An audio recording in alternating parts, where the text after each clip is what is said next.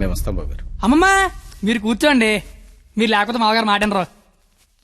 ఏరా క్వాలిటీ, దాన్ని పెళ్లి చేసుకోవడానికి వచ్చావా?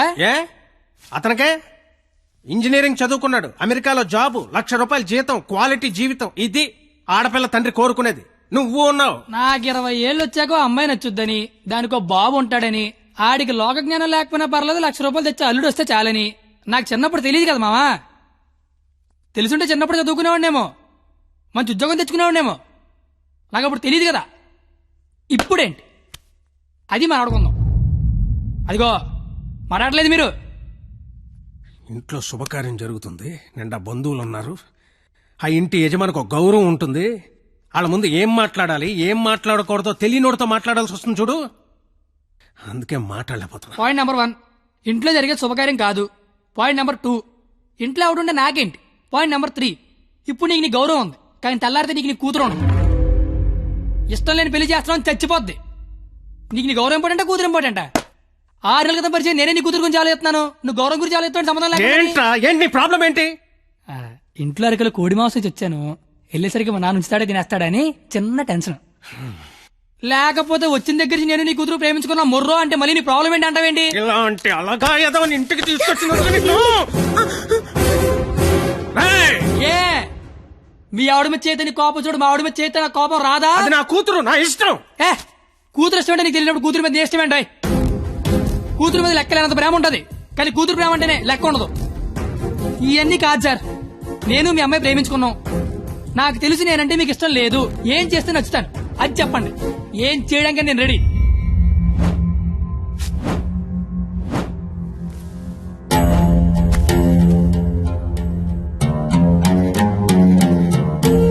మనకు సంబంధం లేని ఒక వ్యక్తి మన ఇంటి తలుపు తీసుకుని లోపలికి వచ్చి మన ఇంట్లో మన గురించి మనకు తెలియకుండా ఏమనుకుంటున్నారో మనకి తెలిసేలా చెప్తే ఎలా ఉంటుందో నాకు ఆ క్షణం తెలిసింది.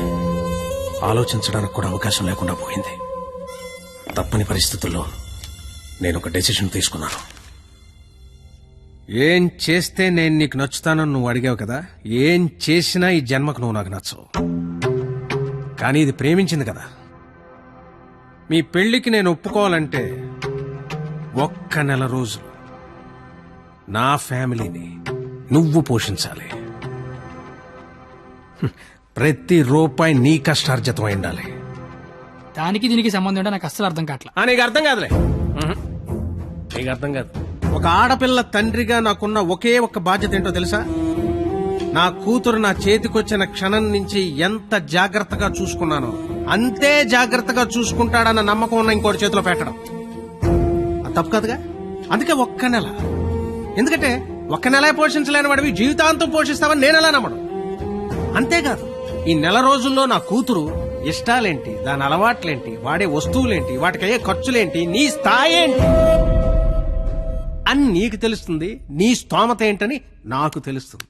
ఏంటి ఏ మాట్లాడమే ఒబ్బనేసరికి మాట పడిపోయింది చూసారా? బాసు, మనసున్న ప్లేస్కి మనీ ఉన్న ప్లేస్కి దూరం అంగుళం మాత్రమే. పాపం లోపల ఉన్న మనసేమో నేను బయటకు వస్తా అంటది. కానీ బయట ఉన్న మనీ ఏమో నన్ను లోపలే ఉంచు, ఎవడేమైపోయినా పర్లేదు నన్ను లోపలే ఉంచంటది. నేను పందానికి రెడీ. గెలిస్తే నీ కూతురు నాకు ఇచ్చి పెళ్లి చేయాలి. ఓడిపోతే నా కూతురు లైఫ్ నుంచి నువ్వు వెళ్ళిపోవాలి. ఇంకో విషయం, ఓడిపోతే నువ్వు నా కాళ్ళు పట్టుకుని క్షమాపణ చెప్పి వెళ్ళాలి. గెలిస్తే నా కాళ్ళు కడిగితే నీళ్లు చల్లుకోవాలి. అయితే 1వ తారీఖు 1వ సెకండ్ నుంచి 31వ తారీఖు ఆఖరి సెకండ్ వరకు ఇంట్లో ఖర్చు అయ్యే ప్రతి రూపాయికి నేనే జవాబుదారి అని ఇందులో రాసి సంతకం పెట్టు.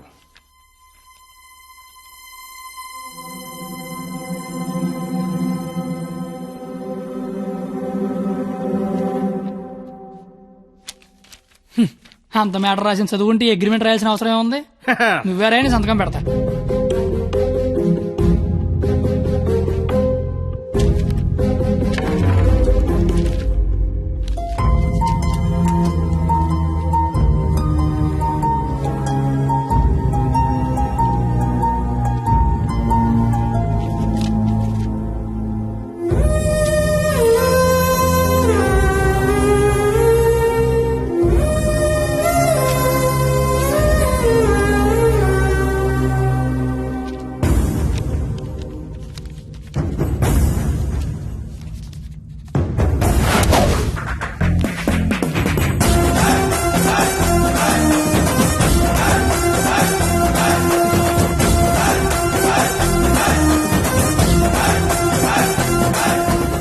అంతా ఖర్చు పెట్టి పోషించడం పెద్ద కష్టమేమి కాదేమో.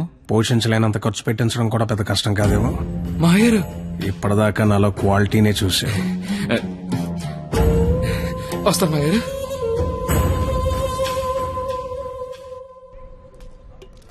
నెల రోజులు వాళ్ళ ఫ్యామిలీని పోషిస్తాను మాట ఇచ్చొచ్చావా? అది నువ్వు సంపాదించిన డబ్బులతో. సరే పద, పొల్లేసి తింటూ మాడుకుందాం. డబ్బులు పొల్లేసుకో డబ్బులు అనోడి 10 నెలలు కదుతారా నువ్వు? లవ్ చేశాను కదరా బావా. నువ్వు ఎలాగైనా ఈ పందెం గెలవాలరా బావా. నీకు మేమంతా సపోర్ట్ చేస్తాం. ఏరా చెయ్యొచ్చు, మరీ పొల్లేసి డబ్బులు అనడితో 10 నెలలు గెలిపిస్తున్నారా? ఫ్రెండ్స్ మీరే అలాంటి అలారా. మీరు సపోర్ట్ చేస్తే ఏమన్నా చేస్తాను, ఎవరికైనా సమాధానం చెప్తాను. ఇంతకీ ఈ విషయం మీ నాన్న చెప్పావా? సగం చెప్పాను. ఆ? నేను ఒక అమ్మాయిని ప్రేమిస్తున్నాను నాన్న. నువ్వు జీవితాంతం వెతికినా అలాంటి అమ్మాయిని తీసుకురాలేవు. వాళ్ళు ఇదైతే మనం ఇది. అర్థమైందా? మేమిద్దరం పెళ్లి చేసుకుందాం ఫిక్స్ అయిపోయాను నాన్న. పిచ్చి నాన్న, అంత మంచి విషయం మెల్లిగా చెప్తావేంట్రా?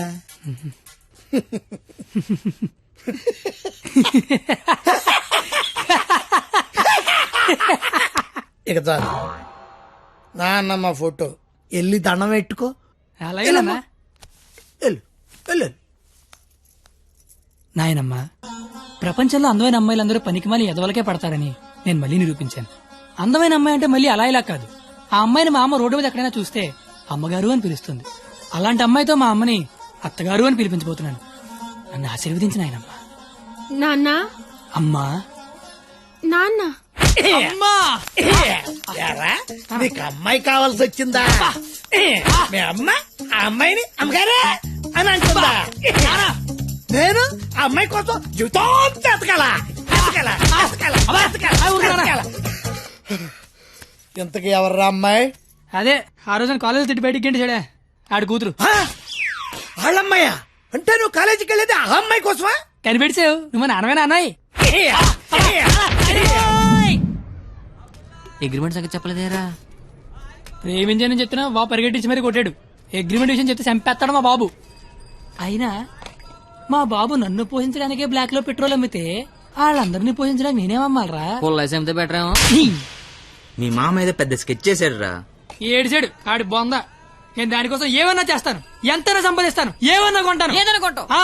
ఏదైనా కొంటావు? ఆ. ఏది ఇప్పుడు పొల్లేసుకొని చూద్దాం. నువ్వేం కంగారు పడకరా బావా. వాడు ఎంత టార్చర్ పెట్టినా భరించు. పందెం పందెం పందెం మాత్రం నువ్వే గెలవరా బావా. All the best.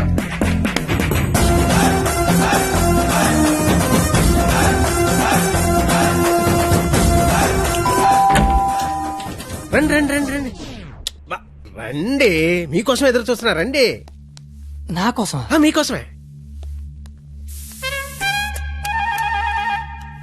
ఇక్కడ నుంచి మరేంటి? రండి. తక్కువ ఎక్కువ చేశారు. ఇది స్వీట్ తీసుకోండి. అసలు ఏం జరుగుతుంది? నెల రోజులు ఇంటికి పెద్ద మీరే కదా, ఆ మాత్రం మర్యాద చేసుకునేవరా? ఓ పోనీ కమలా పండు తీసుకోండి. ఎందుకులే మావా, తొక్క తీసుకోవాలి. తొక్కనే తీస్తాగా. అసలు తొక్క తీయడానికే కదా నేను ఇక్కడ ఉన్నది. నేను చాలా అపార్థం చేసుకున్నాను మాయా. కరెక్ట్, నన్ను అపార్థమే చేసుకుంటున్నాను. మాయగారు తింటూ ఉండండి, 1 minute లో వచ్చేస్తా. రాగానే రేవెట్టేస్తారనుకుంటే రాస్మర్యాలు చేస్తారేంటండి మామయ్య గారు? బెల్లు మోగనే వాళ్ళుడు. ఇక్కడ ఒళ్ళంతా తగలడిపోయి ఫైర్ ఇంజిన్ బెల్ మోగిపోతుంది. మామయ్య గారు, స్కూల్ ఎప్పుడు మొదలవుద్ది? బెల్ల మోగాక. కోర్టు ఎప్పుడు మొదలవుద్ది? బెల్ల మోగాక. సినిమా ఎప్పుడు మొదలవుద్ది? అది కూడా బెల్ల మోగాకనేనండి. బెల్లు మోగని వాళ్ళుడు. ఆ తర్వాత ఆట ఆటోమేటిక్ గా స్టార్ట్ అవుద్ది. 1వ తారీఖు బెల్లు మోగితే ఎలా ఉంటుందో లైవ్ లో ఇప్పుడు నువ్వు చూద్దు గాని. మావా మాజీ ఏదో మాట్లాడుకుంటున్నారు. మీ భవిష్యత్తు గురించే బాబు, మీ భవిష్యత్తు గురించే. యా అదిగో 100 ఏళ్ళు పాపి చిరాయని ఊరికే అన్నారా? రండి రండి, ముందు మీ చేత్తో డోర్ ఓపెన్ చేద్దరు కానీ. రండి రండి. Paper bill sir. పాల బిల్ సార్. ఓహో. Current bill sir. Gas bill sir. Cable bill sir. కిరాణా bill sir. Water bill, internet, laundry, phone bill, total life insurance bill sir. నువ్వు మామూలుడు కదా మావా. దా కూర్చో. నించున్న చోటే కూలబడిపోతే ఎలా ఉంటుందో తెలిసి వచ్చిందా? కుదిరినప్పుడల్లా కోసుకో తినేసే కోడే తన పిల్లల జోలికొస్తే రెక్కలడ్డు పెట్టుకుని పిల్లల్ని కాపాడుకుంటుంది. అలాంటిది నువ్వు నా కూతురు జోలుకొచ్చావు. నీ రెక్కలిరిచినా నా కూతుర్ని కాపాడుకుంటా. ఎంతరా నువ్వు నా ముందు? ఆ? ధ్వజస్తంభం ముందు అగరత్తు పుల్లంతా. పో. 5వ తారీఖు కల్లా 25,000 తీసుకొచ్చి నా కళ్ళ ముందు కట్టు. లేదా 6వ తారీఖు నేనే మీ ఇంటికి వస్తా. నా వల్ల కాదని అగ్రిమెంట్ మీద సంతకం పెట్టు.